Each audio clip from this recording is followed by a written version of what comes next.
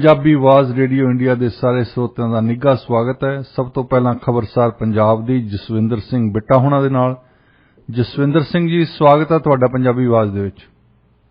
जी बहुत मेहरबानी, शुक्रिया, धन्यवाद जी। और साडे सुनने वाले नूं प्यार भरी निੱਘੀ सत श्री अकाल, आदाब नमस्कार। शुरू करते हैं अमृतसर तो। एक नौजवान की सिगरट पीण कारण कतल करता उन्होंने, ते दूसरी उत्थे डीएवी स्कूल दे विच कोई बंब चलिया जां लब्भा? नहीं ना, बंब चलिया, बंब लभ्या भी नहीं गा। बंब की अफवाह जरूर सीगी। बच्चियां ने किसी शरारत नाल फोन कर दिता, कह दिता कि अज छुट्टी मनाउण दा जिहड़ा इरादा हैगा, तां उन्हां दी सूचना के आधार के उत्ते प्रिंसीपल ने पुलिस नूं कहा कि इस तरह की जिहड़ी घटना वापर रही है जां वापर ना जाए। एहतियात वजों पुलिस नूं बुलाया गया। डीएवी पब्लिक स्कूल हैगा अमृतसर दे विच, जिथों दी यह घटना है। और यदी काफ़ी अफवाह जो वड्डे पद्धर ते फैली, पेरेंट्स नूं भी चिंता हुई, बच्चों नूं भी चिंता हुई, टीचरां नूं भी सुभाविक तौर पर चिंता है। तो यह इलाका जिहड़ा हैगा कंवर विजय प्रताप सिंह दा जिहड़ा विधान सभा हल्का पैंदा, उत्थों का यह स्कूल है, नामी स्कूल है। बाद दे विच शरारत का भी पता लग गया, बच्चे का भी पता लग गया कि किहड़े बच्चे ने शरारत की है। तो हुण बच्चा माइनर है, उन्होंने कोई इस तरह की सज़ा तो नहीं दे सकते। लेकिन ये हुण समझण वाली गल यह हैगी है कि यह मन दे विच सवाल किवें आया, किस तरह आइडिया लाया। यह इस संदर्भ दे विच पुलिस ने इन्वेस्टिगेशन भी की है, पर हाले बच्चे की जिहड़ी है पहचान है वो नहीं दसी जा रही। तो पुलिस के काम दे उत्तों और प्रिंसीपल ने अपने लेवल के उत्ते जिहड़ियां गल्लां दसियां है, वो कहती है कि इस तरह की घटना पहली बारी वापरी है। तो असीं आप खुद इस गल तो काफ़ी हैरान भी है कि ये बच्चे के मन के विच इस तरह का आइडिया, इस तरह का ख्याल किवें आया। अजकल फिल्मां बच्चे बहुत देखते हैं, कई बार उत्थों भी कोई आइडिया इस तरह का आ जाता है। तो ये घटना जिहड़ी हैगी है ये वापरी है, लेकिन किसी किस्म का कोई ना बंब मिले ते ना ही बंब चले। दूसरी घटना सी कि एक नौजवान कोई सिगरट पींदा सी, ओहदा कतल करता। नहीं, वो सिगरट नहीं सी पींदा। एक गल तो क्लीयर हो गई है, किसी फैक्ट्री के काम करता सीगा ते थोड़े दिनों के विच उहने दवाई वगैरह चले जाना सी, लेबर करता सी बंदा। और उस अपनी फैक्ट्री तो जो वापस आया, वो वापस आने तो बाद दस्सिया जा रहा है कि उसकी कोई फ्रेंड सी उहदे नाल, जो किसी होटल दे विच रुकना चाहते सी या रोक रहे सी, तां उदों यह झगड़ा होया है। हो सकता है कि उसकी कोई फ्रेंड की जिहड़े कोई रिश्तेदार दोस्त होण या उसदे परिवारक मैंबर होण, उन्होंने ये घटना देखी होवे, तां उस तो बाद ये जिहड़ी घटना वापरदी है। और सिगरट पीण वाली जिहड़ी गल है, वो फैक्ट्री मालिक नाल भी मेरी टैलीफोन से गल हुई है। उन्होंने आख्या कि इस तरह की कोई गल नहीं, ये कल देर शाम की यह घटना हैगी है। और देर शाम की घटना जिहड़ी वापरी है, उस तो बाद सीसीटीवी कैमरे की फुटेज भी सामने आई है। काफ़ी गल्लां से देखण सुणन मिलियां। दो बंदियां ने उस पर हमला किया है और बेरहमी नाल उन्हें मारिया गया है। और वो एक विशेष किस्म के जिहड़ी पोशाक पहनी हुई सी, पानी दे विच सन। कहा जा रहा है कि वो कोई किसी व्यक्ति विशेष नाल उन्हां दी रंजिश अपनी पर्सनल सी या उन्होंने परिवारक मैंबर दा विच हत्थ है और जानकार सन उन्होंने जिस बंदे का कतल होया। लेकिन सिगरट वाली जिहड़ी घटना है वो बिल्कुल नहीं, वो सीसीटीवी कैमरे दे विच आ चुकी है। ना ही सिगरट पीण दा वो आदी सीगा, उहदे फैक्ट्री मालिक के दसदे ने।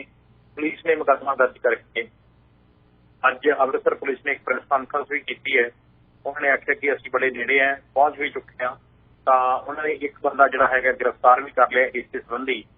और ये संदर्भ दे विच जिहड़ा बंदा गिरफ्तार किया है, उहदे तों जिथे उसका एड्रैस है सुल्तानविंड, कपूर नगर सुल्तानविंड रोड के उत्ते, ते उस बंदे ने अपने जिहड़े पीड़ित ने रहे, उन्होंने कहा कि साडे घर के उत्ते हमला भी किया गया सीगा ते उस तो बाद सानू वार्निंग भी दी गई सी।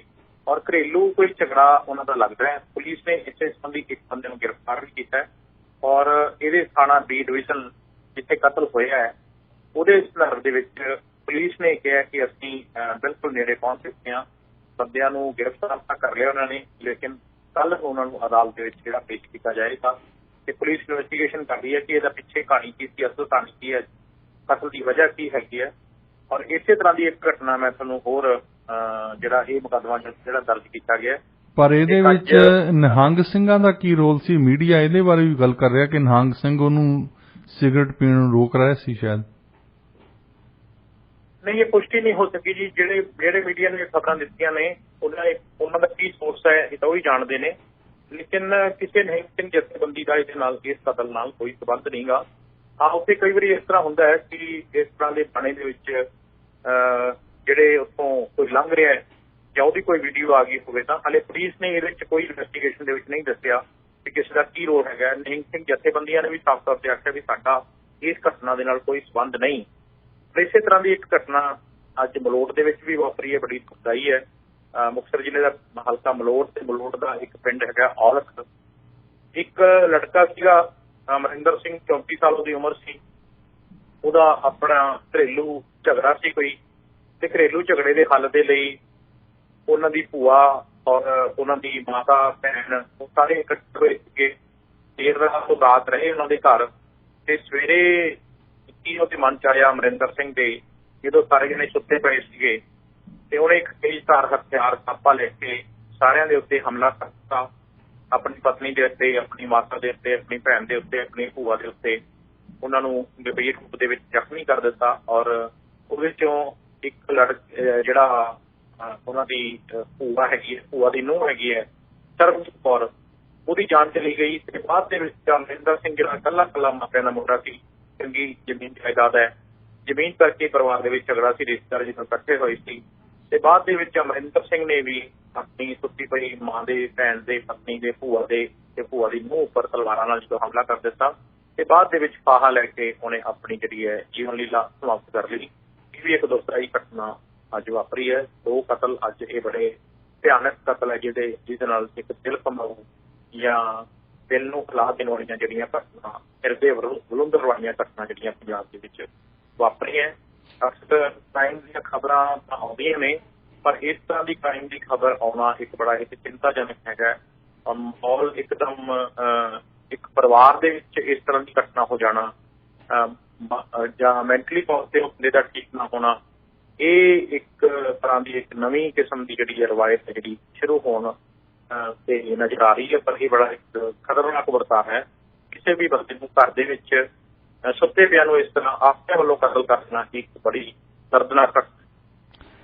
ਹੁਣ ਸਿਆਸਤੀ ਦੁਨੀਆ ਵੱਲ ਚੱਲਦੇ ਹਾਂ ਕਿ ਵਿੱਤ ਮੰਤਰੀ ਹਰਪਾਲ ਚੀਮਾ ਹੁਣਾਂ ਨੇ ਇਹ ਦਾਅਵਾ ਕੀਤਾ ਕਿ ਪਿਛਲੇ ਮਹੀਨੇ ਤੋਂ ਐਕਸਾਈਜ਼ ਡਿਊਟੀ 'ਚ 47% ਵਾਧਾ ਹੋਇਆ।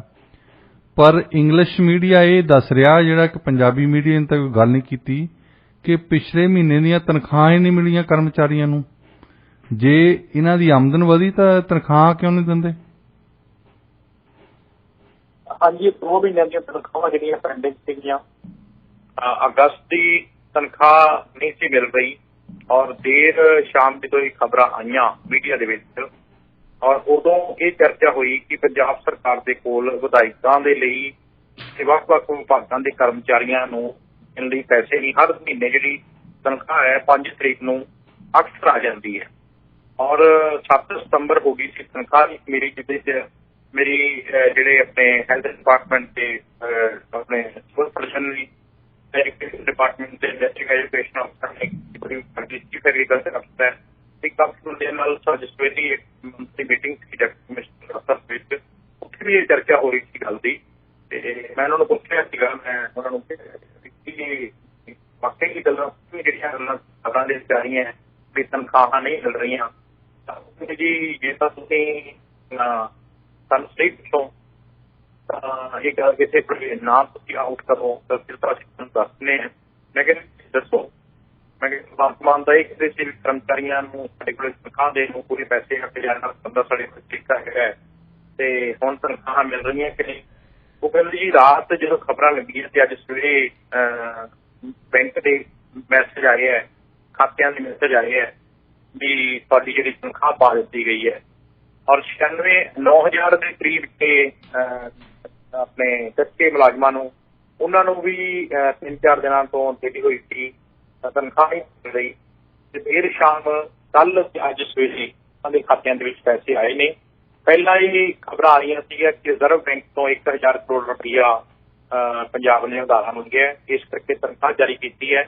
ਔਰ ਦੂਜੇ ਪਾਸੇ ਇਹ ਖਬਰਾਂ ਵੀ ਲੱਗੀਆਂ ਨੇ ਕੇਂਦਰ ਸਰਕਾਰ ਤੋਂ ਵੀ ਇਸ ਤਰ੍ਹਾਂ ਦੀਆਂ ਜਿਹੜੀਆਂ ਟਿੱਪਣੀਆਂ ਆਈਆਂ ਨੇ। ਕੇਂਦਰੀ ਕਾਨੂੰਨ ਮੰਤਰੀ ਕਿਰਨ ਰਿਜਿਜੂ ਨੇ ਕਿਹਾ ਕਿ ਪੰਜਾਬ ਸਰਕਾਰ ਆਪਣੇ ਕਰਮਚਾਰੀਆਂ ਨੂੰ ਤਨਖਾਹ ਨਹੀਂ ਦੇ ਰਹੀ ਤੇ ਦੂਜੇ ਪਾਸੇ ਭਗਵੰਤ ਮਾਨ ਸਰਕਾਰ ਹੈ ਜਿਹੜੀ ਉਹ ਆਰਥਿਕ ਸੰਕਟ ਨਾਲ ਜੂਝ ਰਹੀ ਹੈ ਤੇ ਆਪਣੇ ਕਰਮਚਾਰੀਆਂ ਨੂੰ ਹਾਲੇ ਤੱਕ ਉਹ ਤਨਖਾਹ ਦੇਣ ਦੇ ਵਿੱਚ ਦੇਰੀ ਕਿਉਂ ਕਰ ਰਹੀ ਹੈ। GST ਦਾ ਜਿਹੜਾ ਮਸਲਾ ਹੈਗਾ ਉਹ ਤਾਂ ਐਕਸਾਈਜ਼ ਡਿਊਟੀ ਹੈ। ਐਕਸਾਈਜ਼ ਡਿਊਟੀ ਕਿਉਂਕਿ ਚੋਰੀ ਬਹੁਤ ਹੋ ਰਹੀ ਸੀ, ਹੁਣ ਥੋੜਾ ਇਹਨਾਂ ਨੇ ਕੰਟਰੋਲ ਵੀ ਕੀਤਾ ਹੈ। ਔਰ ਨਵੀਂ ਸਰਕਾਰ ਜਦੋਂ ਬਣਦੀ ਹੈ ਤੇ ਅਫਸਰਾਂ ਨੂੰ ਵੀ ਹੁੰਦਾ ਹੈ ਕਿ ਅਸੀਂ ਕੰਮ ਕਰਕੇ ਦਿਖਾਈਏ, ਜੇ ਅਸੀਂ ਕੰਮ ਕਰਕੇ ਨਾ ਦਿਖਾਇਆ ਤਾਂ ਸਾਡੀਆਂ ਜਿਹੜੀਆਂ ਬਦਲੀਆਂ ਕਰ ਦਿੱਤੀਆਂ ਜਾਣਗੀਆਂ। ਇਸੇ ਸੰਦਰਭ ਦੇ ਵਿੱਚ ਪੰਜਾਬ ਦੇ ਖਜ਼ਾਨਾ ਮੰਤਰੀ ਹਰਪਾਲ ਸਿੰਘ ਚੀਮਾ ਉਹ ਕਹਿੰਦੇ ਹੈ ਕਿ 3400 ਕਰੋੜ ਰੁਪਏ ਤੋਂ ਵੱਧ ਦਾ ਭੁਗਤਾਨ ਅਸੀਂ ਜਿਹੜਾ ਕਰ ਦਿੱਤਾ ਹੈ ਔਰ 2719 ਕਰੋੜ ਰੁਪਏ ਜਿਹੜਾ GPF ਹੈ ਔਰ ਬਿਜਲੀ ਦੀ ਸਬਸਿਡੀ ਦੇ ਉੱਤੇ ਵੀ PPSCL ਦੀ ਜਿਹੜੀ ਅਦਾਇਗੀ ਹੈਗੀ ਹੈ 600 ਕਰੋੜ ਰੁਪਏ ਹੈ। ਇਸੇ ਤਰ੍ਹਾਂ ਹੀ ਸ਼ੂਗਰ ਫੈਡ ਦੇ ਸੀਗੇ 75 ਕਰੋੜ ਰੁਪਏ ਉਹ ਵੀ ਜਾਰੀ ਕੀਤੇ ਹੈ। ਔਰ ਰਿਜ਼ਰਵ ਬੈਂਕ ਆਫ ਇੰਡੀਆ ਵੱਲੋਂ ਜਿਹੜੇ ਦਿਸ਼ਾ ਨਿਰਦੇਸ਼ਾਂ ਦੇ ਮੁਤਾਬਕ ਕੁਝ ਕਰਮਚਾਰੀਆਂ ਦੀ ਤਨਖਾਹਾਂ ਦੇ ਵਿੱਚ ਜਿਹੜੀ ਦੇਰੀ ਵੀ ਹੋਈ ਹੈ ਔਰ ਉਹਦੇ ਨਾਲ ਉਹਨਾਂ ਨੇ ਆਖਿਆ ਕਿ ਅਸੀਂ ਜਾਣਬੁੱਝ ਕੇ ਦੇਰੀ ਨਹੀਂ ਕੀਤੀ। ਦੂਜੇ ਪਾਸੇ ਵਿਰੋਧੀ ਪਾਰਟੀਆਂ ਜਿਹੜੀਆਂ ਨੇ ਉਹ ਇਹ ਕਹਿ ਰਹੀਆਂ ਕਿ ਭਗਵੰਤ ਮਾਨ ਸਰਕਾਰ ਨੇ ਜਾਣਬੁੱਝ ਕੇ ਸਰਕਾਰੀ ਕਰਮਚਾਰੀਆਂ ਦੀ ਤਨਖਾਹ ਜਿਹੜੀ ਰੋਕੀ ਹੈ ਕਿਉਂਕਿ ਖੁਦ ਭਗਵੰਤ ਮਾਨ ਮੁੱਖ ਮੰਤਰੀ ਨੇ ਤੇ ਉਹਨਾਂ ਦੇ ਮੰਤਰੀ ਜਿਹੜੇ ਖਜ਼ਾਨਾ ਮੰਤਰੀ ਦੇ ਤੌਰ ਦੇ ਉੱਤੇ ਐਸ਼ ਕਰ ਰਹੇ ਹੈ। ਔਰ 30 ਤਰੀਕ ਨੂੰ ਸਰਕਾਰੀ ਕਰਮਚਾਰੀਆਂ ਨੂੰ ਤਨਖਾਹ ਜਦੋਂ ਮਿਲਣੀ ਚਾਹੀਦੀ ਹੈ ਤੇ ਵੱਡੇ ਵੱਡੇ ਬਿਆਨ ਵੀ ਦਿੱਤੇ ਜਾਂਦੇ ਹੈ ਤਾਂ ਫਿਰ ਖਜ਼ਾਨਾ ਇਹ ਵੀ ਮਨਪ੍ਰੀਤ ਬਾਦਲ ਵਾਂਗੂ ਇਹ ਕਹਿੰਦੇ ਵੀ ਖਜ਼ਾਨਾ ਖਾਲੀ ਹੈ ਤਾਂ ਇਹ ਮਾੜੀ ਗੱਲ ਹੈ ਉਹਨਾਂ ਨੇ ਆਖਿਆ। ਤੇ ਹੁਣ ਉਹਨਾਂ ਨੇ ਆਖਿਆ ਕਿ ਪੰਜਾਬ ਦੇ ਖਜ਼ਾਨੇ ਨੂੰ ਕੀ ਹੋਇਆ, ਸਰਕਾਰੀ ਕਰਮਚਾਰੀਆਂ ਨੂੰ ਤਨਖਾਹ ਪੰਜਾਬ ਸਰਕਾਰ ਵੱਲੋਂ ਕਿਉਂ ਰੋਕੀ ਗਈ ਹੈ ਤੇ ਨਾਲ ਉਹਨਾਂ ਨੇ ਆਖਿਆ ਵੀ ਇੱਕ ਕਰਜ਼ਾ ਚੁਕਾਉਣ ਦੇ ਲਈ ਦੂਜਾ ਕਰਜ਼ਾ ਲਿਆ ਜਾ ਰਿਹਾ। ਇਹਦਾ ਮਤਲਬ ਹੈ ਕਿ ਭਗਵੰਤ ਮਾਨ ਸਰਕਾਰ ਦਾ ਖਜ਼ਾਨਾ ਖਾਲੀ ਹੈ ਤੇ ਆਮ ਆਦਮੀ ਪਾਰਟੀ ਦੀ ਸਰਕਾਰ ਲੋਕਾਂ ਨੂੰ ਜਿਹੜੀ ਗੁੰਮਰਾਹ ਕਰ ਰਹੀ ਹੈ।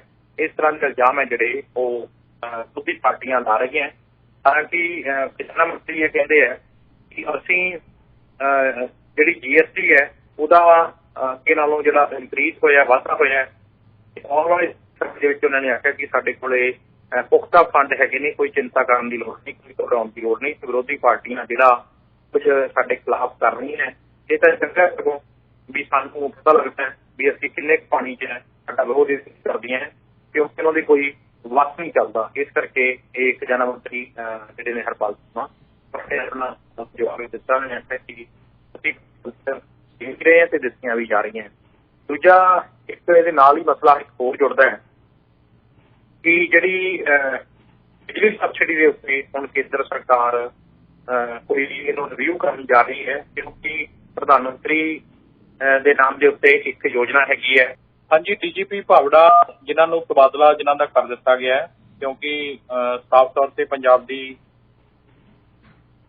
ਭਗਵੰਤ ਮਾਨ ਦੀ ਸਰਕਾਰ ਨੇ ਕਹਿ ਦਿੱਤਾ ਸੀਗਾ ਕਿ ਸਿੱਧੂ ਮੂਸੇਵਾਲਾ ਦੇ ਕਤਲ ਤੋਂ ਬਾਅਦ ਜਦੋਂ VK ਭਾਵੜਾ ਦੇ ਛੁੱਟੀ ਤੇ ਭੇਜ ਦਿੱਤਾ ਗਿਆ ਸੀ ਤੇ ਕਾਰਜਕਾਰੀ ਜਿਹੜੇ DGP ਗੌਰਵ ਯਾਦਵ ਨੂੰ ਲਾਇਆ ਗਿਆ ਸੀ ਔਰ ਇਹ ਕਾਂਗਰਸ ਸਰਕਾਰ ਨੇ VK ਭਾਵੜਾ ਨੂੰ ਲਾਇਆ ਸੀ ਔਰ ਉਹਨਾਂ ਦੀ ਨਿਯੁਕਤੀ ਜਦੋਂ ਹੋਈ ਸੀ ਤਾਂ ਉਹ UPSC ਦੇ ਇੱਕ ਪੈਨਲ ਦੇ ਤਹਿਤ ਹੁੰਦੀ ਹੈ। ਕੇਂਦਰ ਸਰਕਾਰ ਕੋਲ 3 ਮੈਂਬਰਾਂ ਦਾ 3 IPS ਅਧਿਕਾਰੀਆਂ ਦਾ ਇੱਕ ਪੈਨਲ ਭੇਜਿਆ ਜਾਂਦਾ ਹੈ ਤੇ ਉਹ ਪੈਨਲ ਦੇ ਵਿੱਚੋਂ VK ਭਾਵੜਾ ਦੀ ਜਿਹੜੀ ਹੈ ਪੋਸਟਿੰਗ ਹੋਈ ਸੀ ਔਰ VK ਭਾਵੜਾ ਨੂੰ ਜਦੋਂ DGP ਦੇ ਅਹੁਦੇ ਤੋਂ ਹਟਾ ਦਿੱਤਾ ਗਿਆ ਸੀ ਤੇ ਹੁਣ ਉਹਨਾਂ ਨੂੰ ਪੁਲਿਸ ਹਾਊਸਿੰਗ ਕਾਰਪੋਰੇਸ਼ਨ ਦਾ ਜਿਹੜਾ ਚੇਅਰਮੈਨ ਲਾਇਆ ਗਿਆ ਔਰ ਇਹਦੇ ਵਿੱਚ ਗੌਰਵ ਯਾਦਵ ਅਗਲੇ ਹੁਕਮਾਂ ਤੱਕ ਪੰਜਾਬ ਦੇ DGP ਬਣੇ ਰਹਿਣਗੇ ਵਾਧੂ ਭਾਰ ਦੇ ਤੌਰ ਦੇ ਉੱਤੇ। ਔਰ 4 ਸਤੰਬਰ ਨੂੰ ਜਦੋਂ VK ਭਾਵੜਾ ਵਾਪਸ ਆਏ ਸੀ, ਛੁੱਟੀਆਂ ਉਹਨਾਂ ਦੀਆਂ ਖਤਮ ਹੋ ਗਈਆਂ ਸੀ ਤੇ ਉਹਨਾਂ ਨੇ ਛੁੱਟੀ ਵਧਾਉਣ ਦਾ ਕੋਈ ਅੱਗੇ ਅਰਜ਼ੀ ਵੀ ਨਹੀਂ ਦਿੱਤੀ ਸੀ ਔਰ ਸਿੱਧੂ ਮੂਸੇਵਾਲੇ ਦੇ ਕਤਲ ਤੋਂ ਬਾਅਦ ਜਦੋਂ ਛੁੱਟੀ ਤੇ ਚਲੇ ਜਾਂਦੇ ਹੈ ਤਾਂ ਉਸ ਤੋਂ ਬਾਅਦ IPS ਅਧਿਕਾਰੀ ਗੌਰਵ ਯਾਦਵ ਨੂੰ ਪ੍ਰੈਫਰੈਂਸ ਦੇ ਤੌਰ ਤੇ ਪੰਜਾਬ ਦਾ ਨਵਾਂ DGP ਨਿਯੁਕਤ ਕੀਤਾ ਜਾਂਦਾ ਹੈ। ਔਰ ਇਹਦੇ ਸੰਬੰਧੀ ਪਿਛਲੀ ਕਾਂਗਰਸ ਸਰਕਾਰ ਜਦੋਂ ਉਹਨਾਂ ਨੂੰ DGP ਲਾਉਂਦੀ ਹੈ ਤਾਂ ਇਹ ਜਿਹੜਾ ਇੱਕ ਪੈਨਲ ਹੈਗਾ ਇਹ ਪੈਨਲ ਦੇ ਅਕੋਰਡਿੰਗ ਵਰੀਸ਼ ਕੁਮਾਰ ਭਾਵੜਾ ਜਿਹੜੇ 1987 ਬੈਚ ਦੇ IPS ਅਧਿਕਾਰੀ ਨੇ ਇਹਨਾਂ ਦੀ ਹੁਣ ਨਿਯੁਕਤੀ ਕੀਤੀ ਗਈ ਹੈ। Chairman Punjab police housing corporation SAS ਨਗਰ ਰਿਲੀਵਿੰਗ ਕੀਤਾ ਗਿਆ SS ਚੌਹਾਨ IPS ਨੂੰ ਤੇ SS ਚੌਹਾਨ ਜਿਹੜੇ IPS ਨੇ ਇਹਨਾਂ ਨੂੰ ਮੈਨੇਜਿੰਗ ਡਾਇਰੈਕਟਰ ਲਾਇਆ ਗਿਆ ਹੈ ਪੰਜਾਬ ਪੁਲਿਸ ਹਾਊਸਿੰਗ ਕਾਰਪੋਰੇਸ਼ਨ ਦਾ। ਔਰ ਇਹਦੇ 'ਚ ਇੱਕ ਟੈਕਨੀਕਲ ਇਸ਼ੂ ਇਹ ਹੈਗਾ ਸੀਗਾ ਕਿ ਇੱਕ ਭਾਵੜਾ ਦੇ ਉੱਤੇ ਪ੍ਰੈਸ਼ਰ ਵਧਾਉਣ ਦੇ ਲਈ ਗ੍ਰਹਿ ਵਿਭਾਗ ਨੇ ਉਹਨਾਂ ਨੂੰ ਨੋਟਿਸ ਵੀ ਦਿੱਤਾ ਸੀ। ਔਰ ਉੱਤਰ ਪ੍ਰਦੇਸ਼ ਤੋਂ ਬਾਅਦ ਪੰਜਾਬ ਦੇ ਜਿੱਦਾਂ DGP ਉਹਨਾਂ ਦੇ 2 ਸਾਲ ਦੇ ਕਾਰਜਕਾਲ ਤੋਂ ਪਹਿਲਾਂ ਹਟਾਉਣ ਦਾ ਇਹ ਦੂਜਾ ਮਾਮਲਾ ਹੈ। ਇਸ ਤੋਂ ਪਹਿਲਾਂ ਯੂਪੀ ਸਰਕਾਰ ਨੇ ਉੱਥੋਂ ਦੇ ਜਿਹੜੇ DGP ਸੀ ਮੁਕਲ ਗੋਇਲ ਉਹਨਾਂ ਨੂੰ ਹਟਾਇਆ ਸੀ। ਔਰ ਕਾਂਗਰਸ ਸਰਕਾਰ ਦੇ ਸਮੇਂ ਜਦੋਂ DGP ਇਹਨਾਂ ਨੂੰ ਬਣਾਇਆ ਗਿਆ ਸੀ ਤਾਂ ਉਦੋਂ ਇੱਕ ਪੈਨਲ ਦੇ ਵਿੱਚ ਇਹ ਨਿਯੁਕਤੀ ਤੋਂ ਬਾਅਦ ਇਹ ਗੱਲ ਸੀਗੀ, ਇਹ ਨਿਯੁਕਤੀ ਜਿਹੜੀ ਹੈਗੀ ਹੈ ਸੁਪਰੀਮ ਕੋਰਟ ਵੱਲੋਂ ਤੇ UPSC ਦੇ ਪੈਨਲ ਤੋਂ ਬਾਅਦ 2 ਸਾਲ ਲਈ ਹੋਈ ਸੀ ਤੇ 2 ਸਾਲ ਦੇ ਲਈ ਪਿਛਲੀ ਸਰਕਾਰ ਨੇ 10 IPS ਅਫਸਰਾਂ ਨੂੰ ਜਿਹੜਾ ਪੈਨਲ UPSC ਨੂੰ ਭੇਜਿਆ ਸੀ। ਉਹਨਾਂ ਦੇ ਵਿੱਚੋਂ 3 ਅਫਸਰ ਜਿਹੜੇ ਸ਼ਾਰਟਲਿਸਟ ਹੋ ਕੇ ਆਏ ਸੀ ਜਿਨ੍ਹਾਂ 'ਚ ਭਾਵੜਾ ਦੀ ਨਿਯੁਕਤੀ ਕੀਤੀ ਗਈ ਸੀ ਤੇ ਅੱਜ VK ਭਾਵੜਾ ਨੇ ਆਪਣਾ ਜਿਹੜਾ ਨੋਟਿਸ ਦਾ ਉਹਦਾ ਜਵਾਬ ਦਿੱਤਾ ਹੈ। ਔਰ ਉਹਦੇ 'ਚ ਕੀ ਲਿਖਿਆ ਇਹ ਤਾਂ ਜਾਣਕਾਰੀ ਨਹੀਂ ਮਿਲ ਸਕੀ, ਲੇਕਿਨ ਪੰਜਾਬ ਦੇ DGP ਨੇ ਸਾਫ਼ ਤੌਰ ਦੇ ਉੱਤੇ ਜਿਹੜੀਆਂ ਗੱਲਾਂ ਤੇ ਇਤਰਾਜ਼ ਕੀਤਾ ਹੈ ਹੁਣ ਸਰਕਾਰ ਉਹਨੂੰ ਰਿਵਿਊ ਕਰੂਗੀ। ਐਡਵੋਕੇਟ ਜਨਰਲ ਇਹਦੇ ਬਾਰੇ ਦੇ ਵਿੱਚ ਆਪਣੀ ਰਾਏ ਦੇਣਗੇ ਤੇ ਉਸ ਤੋਂ ਬਾਅਦ ਹੀ ਅਗਲੀ ਜਿਹੜੀ ਕਾਰਵਾਈ ਹੋਏਗੀ। VK ਭਾਵੜਾ ਛੁੱਟੀ ਖਤਮ ਹੋਣ ਤੋਂ ਬਾਅਦ ਉਹਨਾਂ ਨੂੰ ਜਿਹੜੀ ਜ਼ਿੰਮੇਵਾਰੀ ਮਿਲੀ ਹੈ ਤੇ ਉਸ ਤੋਂ ਬਾਅਦ VK ਭਾਵੜਾ ਦੀ ਥਾਂ ਦੇ ਉੱਤੇ ਗੌਰਵ ਯਾਦਵ ਪੰਜਾਬ ਦੇ DGP ਬਣੇ ਰਹਿਣਗੇ। ਇਹ ਸਾਫ਼ ਤੌਰ ਤੇ ਪੰਜਾਬ ਦੀ ਭਗਵੰਤ ਮਾਨ ਸਰਕਾਰ ਨੇ ਇਸ ਗੱਲ ਦਾ ਪੁਸ਼ਟੀ ਕੀਤੀ। ਹੁਣ 2024 ਦੀਆਂ ਇਲੈਕਸ਼ਨਸ ਸੰਬੰਧੀ BJP ਪੁਨਰਗਠਨ ਕਰਨ ਜਾ ਰਹੀ ਹੈ ਪੰਜਾਬ ਯੂਨਿਟ ਦਾ। ਕਿਹੜੇ ਨੇਤਾ ਕੀ ਕਿਆਸ ਰਾਏ ਕੀ ਹੈ ਕਿ ਕਿਹੜੇ ਨੇਤਾ ਅੱਗੇ ਆ ਰਿਹਾ ਹੈ, ਕਿਹੜੇ ਪਿੱਛੇ ਜਾ ਰਿਹਾ ਹੈ? ਦੇਖੋ, ਪਿਛਲੇ ਦਿਨੀ ਜਿਹੜੀ ਮੀਟਿੰਗ ਹੋਈ ਸੀ ਤੁਹਾਨੂੰ ਯਾਦ ਹੀ ਹੋਣਾ ਹੈ, ਪਰਸੋਂ ਮੀਟਿੰਗ ਹੋਈ ਸੀ ਇੱਕ ਦਿੱਲੀ ਦੇ ਵਿੱਚ ਜਿਹਦੇ 'ਚ ਗ੍ਰਹਿ ਮੰਤਰੀ ਅਮਿਤ ਸ਼ਾਹ ਤੇ ਆਪਣੇ JP ਨੱਡਾ ਜਿਹੜੇ BJP ਦੇ ਪ੍ਰੈਜ਼ੀਡੈਂਟ ਨੇ ਇਹਨਾਂ ਨੇ ਇੱਕ ਮੀਟਿੰਗ ਕੀਤੀ ਸੀ ਦਿੱਲੀ ਦੇ ਇੱਕ ਹੈੱਡ ਆਫਿਸ ਦੇ ਵਿੱਚ ਜਿਹੜਾ ਇਹਨਾਂ ਦਾ ਮੇਨ ਆਫਿਸ ਹੈਗਾ।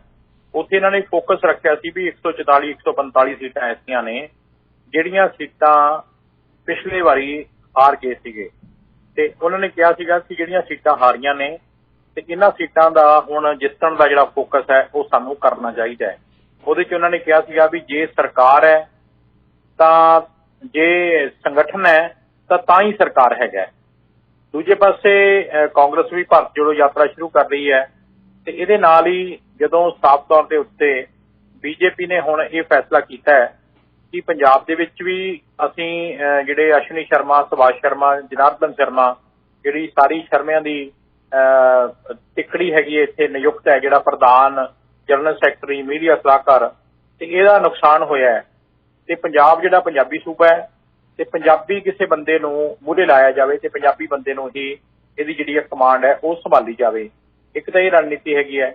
ਦੂਜਾ, ਪਿਛਲੇ ਦਿਨਾਂ ਦੇ ਵਿੱਚ ਜਿਹੜੀਆਂ ਨਿਯੁਕਤੀਆਂ ਕੀਤੀਆਂ ਗਈਆਂ ਸਨ, ਜਿਹੜੀਆਂ ਅਪਾਇੰਟਮੈਂਟਸ ਕੀਤੀਆਂ ਗਈਆਂ ਸਨ, ਉਹਦੇ 'ਚ ਖਾਸ ਤੌਰ ਦੇ ਉੱਤੇ ਇਕਬਾਲ ਸਿੰਘ ਲਾਲਪੁਰਾ ਨੂੰ ਸੰਸਦੀ ਬੋਰਡ ਦੇ ਵਿੱਚ ਰੱਖਿਆ ਗਿਆ ਸੀਗਾ ਇੱਕ ਸਿੱਖ ਚਿਹਰੇ ਵਜੋਂ, ਪਰ ਉਹ ਵੀ BJP ਨੂੰ ਸਾਫ਼ ਤੌਰ ਤੇ ਪਤਾ ਲੱਗ ਗਿਆ ਕਿ ਸਿੱਖ ਚਿਹਰਾ ਤਾਂ ਅਸੀਂ ਲੈ ਲਿਆ ਪਰ ਉਹਦਾ ਪੰਜਾਬ ਦੇ ਵਿੱਚ ਏਡਾ ਵੱਡਾ ਸਾਨੂੰ ਫਾਇਦਾ ਨਹੀਂ ਹੋਣਾ ਕਿਉਂਕਿ ਜ਼ਮੀਨੀ ਪੱਧਰ ਤੇ ਇਕਬਾਲ ਸਿੰਘ ਲਾਲਪੁਰਾ ਨਹੀਂ ਜੁੜੇ।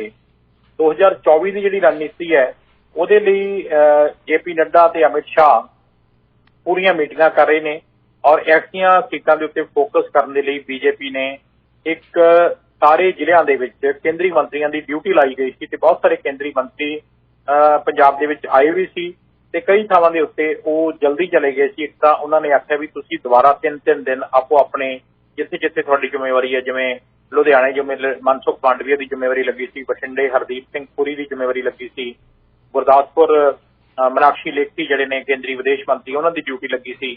ਉਹਨਾਂ ਨੇ ਕਿਹਾ ਸੀਗਾ ਕਿ ਜਿਹੜੀਆਂ ਸੀਟਾਂ ਖਾਲੀ ਹੈ ਜਿਵੇਂ ਹਰਿਆਣੇ ਦੇ ਵਿੱਚ ਹੋ ਗਈਆਂ, ਹਿਮਾਚਲ ਦੇ ਵਿੱਚ ਹੋ ਗਈਆਂ, ਰਾਜਸਥਾਨ ਦੇ ਵਿੱਚ ਹੋ ਗਈਆਂ, ਪੰਜਾਬ ਦੇ ਵਿੱਚ ਹੋ ਗਈਆਂ, ਉਹਨਾਂ ਸਾਰਿਆਂ ਦੇ ਉੱਤੇ ਫੋਕਸ ਕੀਤਾ ਜਾਵੇ ਜਿੱਥੇ ਪਹਿਲਾਂ ਇਲੈਕਸ਼ਨ ਨਹੀਂ ਲੜਿਆ ਕਦੇ ਕਿਉਂਕਿ ਅਕਾਲੀ ਦਲ ਨਾਲ ਪਹਿਲਾਂ ਸਾਂਝ ਰਹੀ ਹੈ ਤੇ ਹੁਣ 144 ਸੀਟਾਂ ਦੀ ਜਿਹੜੀ ਪਹਿਚਾਣ ਕੀਤੀ ਗਈ ਹੈ ਔਰ ਹੇਠਾਂ ਉਹਨਾਂ ਨੇ ਆਖਿਆ ਕਿ 5 ਤੋਂ 7 ਮੈਂਬਰੀ ਇੱਕ ਟੀਮ ਬਣਾਈ ਜਾਵੇ, ਹਰ ਕਲਸਟਰ ਦੇ ਲਈ ਇੱਕ ਮੰਤਰੀ ਨੂੰ ਉੱਥੇ ਨਿਯੁਕਤ ਕੀਤਾ ਜਾਵੇ ਔਰ 3-4 ਦਿਨ ਮੰਤਰੀ ਉੱਥੇ ਰਹਿਣ, ਬੂਥ ਕਮੇਟੀਆਂ ਬਣਾਉਣ ਔਰ ਉੱਥੋਂ ਦੇ ਸਮੀਕਰਨ ਨੂੰ ਸਮਝਣ ਔਰ ਜਿੱਤ ਨੂੰ ਯਕੀਨੀ ਬਣਾਉਣ ਤੇ ਲੋਕਲ ਜਿਹੜੇ ਬੰਦੇ ਜਿਵੇਂ ਹੁਣ ਆਪਣੇ ਸੁਨੀਲ ਜਾਖੜ ਹੈ, ਰਾਣਾ ਸੋਢੀ ਹੈ, ਗੁਰਪ੍ਰੀਤ ਕਾਂਗੜ ਹੈ, ਬਲਬੀਰ ਸਿੰਘ ਸਿੱਧੂ ਹੈ, ਰਾਜ ਕੁਮਾਰ ਵੇਰਕਾ ਹੈ, ਇਹ ਸਾਰੇ ਬੰਦਿਆਂ ਨੂੰ ਜਦੋਂ ਜੁਆਇਨ ਕਰਾਇਆ ਪਾਰਟੀ ਦੇ ਵਿੱਚ ਤੇ ਇਹਨਾਂ ਦਾ ਫਾਇਦਾ ਲਿਆ ਜਾਵੇ।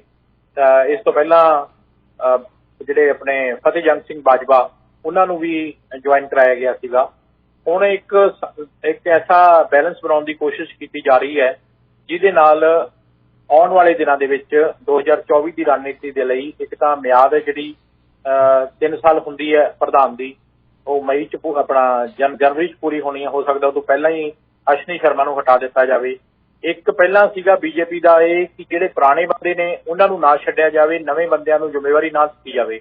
ਹੁਣ ਲੇਕਿਨ ਪੰਜਾਬ ਦੇ ਵਿੱਚ ਸੀਨ ਬਿਲਕੁਲ ਨਵਾਂ ਹੈ। ਪੰਜਾਬ ਦੇ ਵਿੱਚ ਆਪਦੇ ਤੌਰ ਤੇ ਬੀਜੇਪੀ ਇਕੱਲਿਆਂ ਤੌਰ ਦੇ ਉੱਤੇ ਉਹਨਾਂ ਨੇ ਵਿਧਾਨ ਸਭਾ ਦੀਆਂ ਚੋਣਾਂ ਲੜੀਆਂ, ਭਾਵੇਂ ਉਹਨਾਂ ਨੂੰ ਸਫਲਤਾ ਨਹੀਂ ਮਿਲੀ, ਇੱਕ ਵੀ ਸੀਟ ਉਹਨਾਂ ਨੂੰ ਜਿੱਤਣ ਨੂੰ ਨਹੀਂ ਆਈ। ਤਾਂ ਇਸੇ ਸੰਦਰਭ ਦੇ ਵਿੱਚ 2 ਸੀਟਾਂ ਉਹਨਾਂ ਦੇ ਕੋਲ ਆਈਆਂ, ਇੱਕ ਸੀਟ ਬੀਜੇਪੀ ਦਾ ਪ੍ਰਧਾਨ ਜਿੱਤਿਆ, 4 ਸੀਟ ਜਿੱਤੇ ਨੇ। ਤੇ ਹੁਣ ਆਉਣ ਵਾਲੇ ਸਮੇਂ ਦੇ ਵਿੱਚ ਉਹਨਾਂ ਨੇ ਆਖਿਆ ਕਿ ਅਸੀਂ ਇਹਦੇ ਰਣਨੀਤੀ ਕਰ ਰਹੇ ਹਾਂ, ਸਿੱਖ ਜਥੇਬੰਦੀਆਂ ਨਾਲ ਰਾਬਤਾ ਵੀ ਹੋ ਰਿਹਾ ਹੈ। ਤੇ ਆਉਣ ਵਾਲੇ ਦਿਨਾਂ ਦੇ ਵਿੱਚ ਇਹ ਵੀ ਚਰਚਾ ਹੈਗੀ ਹੈ ਕਿ ਪ੍ਰਤਾਪ ਸਿੰਘ ਬਾਜਵਾ ਦਾ ਭਰਾ ਫਤਿਹ ਜੰਗ ਸਿੰਘ ਬਾਜਵਾ ਔਰ ਜਿਹੜਾ ਸੁਨੀਲ ਜਾਖੜ, ਹਿੰਦੂ ਤੇ ਸਿੱਖ ਚਿਹਰੇ ਨੂੰ ਕੋਈ ਪ੍ਰੈਫਰੈਂਸ ਦਿੱਤੀ ਜਾਵੇ ਤੇ ਉਹਨਾਂ ਨੂੰ ਕੋਈ ਨਿਯੁਕਤੀ ਜਿਹੜੀ ਕੀਤੀ ਜਾਵੇ। ਪਰ ਹਲੇ ਕਿਆਸ ਰਹੀਆਂ ਨੇ। ਬੀਜੇਪੀ ਪਹਿਲਾਂ ਉਹਨਾਂ ਦੇ ਜ਼ਮੀਨੀ ਪੱਧਰ ਦੇ ਉੱਤੇ ਦੇਖਣਾ ਚਾਹੁੰਦੀ ਹੈ ਕਿ ਵਾਕਈ ਇਹਨਾਂ ਦੇ ਪੱਲੇ ਕੁਝ ਹੈ ਜਾਂ ਕਾਂਗਰਸ ਵਾਲਾ ਵੋਟ ਬੈਂਕ ਇਹਨਾਂ ਦੇ ਨਾਲ, ਜਾਂ ਕਾਂਗਰਸ ਵਾਲਾ ਵੋਟ ਬੈਂਕ ਕਾਂਗਰਸ ਨਾਲ ਚਲਾ ਗਿਆ। ਇਹ ਹਲੇ ਸਰਵੇਖਣ ਚੱਲ ਰਹੇ। ਜਸਵਿੰਦਰ ਸਿੰਘ ਜੀ, ਤੁਹਾਡਾ ਬਹੁਤ ਸ਼ੁਕਰੀਆ। ਧੰਨਵਾਦ।